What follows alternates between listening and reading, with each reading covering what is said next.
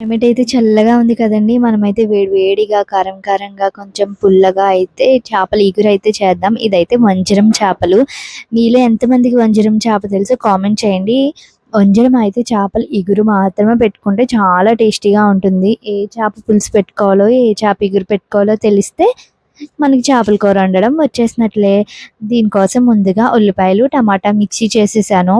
ఒక 3 ఆనియన్స్‌కి ఒక 2 టమాటోస్ వేసి మిక్సీ చేసేసాను.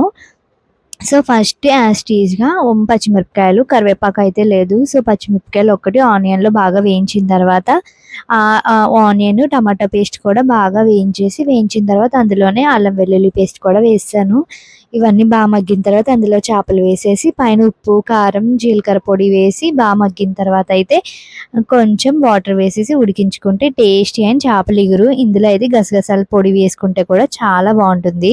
ఒకసారి మీరు ట్రై చేసి కామెంట్ చేయండి. థ్యాంక్ యూ అండి. చూసారు గదా!